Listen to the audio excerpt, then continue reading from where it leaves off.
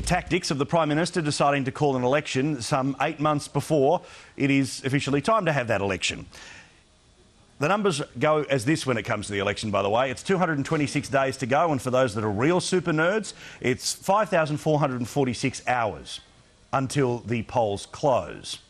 Now, it is pretty damn obvious that we know at this stage that if there was to be an election anytime soon, that there is going to be a change of government. And in fact, it is virtually, well, fairly impossible for the Prime Minister to be able to turn this one around and actually end up winning this election. So, OK, why decide to have so many hours, more than 5,000 hours of an election campaign? The Prime Minister wants to pretend that there is not going to be an election campaign until the requisite 33 days before, but we all know that's bull. We all know that's not going to happen. For Tony Abbott, he already basically launched his election campaign on Sunday just gone. This is going to be a long and arduous campaign. It's fun for people like me because we're going to talk about it a lot, but it eventually is going to become quite wearing for the good people of Australia who are at some point in time going to become quite sick of it. So I have a free piece of advice to both of the leaders. Yes, we know that there is going to be an election date, but please don't interpret that as we want to hear from you all day, every day for the next 226 days. One thing that is absolutely beyond doubt, and both sides of politics need to understand this, is that both leaders are unpopular with the Australian people. 5 out of 10 people seem to have a problem with the Prime Minister and have a high disapproval rating. It's almost 6 out of 10, and it's about 6 out of 10 when it comes to Tony Abbott.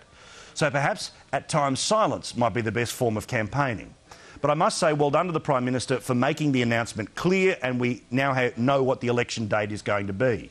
It is one of the stupid regularities of Australian politics that we have a nonsense of political reporters yelling questions at a Prime Minister getting in and out of a car about what day the election's going to be on, as if accidentally she's just going to announce it. At least that's out of the way. At least there is a certainty about when that election is going to be. But also the Prime Minister, while she wants to pull this political stunt on, and I agree with Richo that it's not the smartest one in the world, effectively she has put her own government into caretaker mode. How can this government be trusted to be making any decisions beyond an election now that we know exactly when that date's going to be?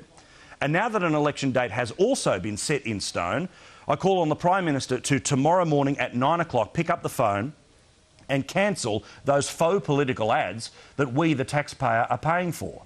The ads that are talking about the benefits of the NBN, at the same time as news reports about the NBN say that the entire thing hasn't even passed 200,000 homes in a country of 22 million people.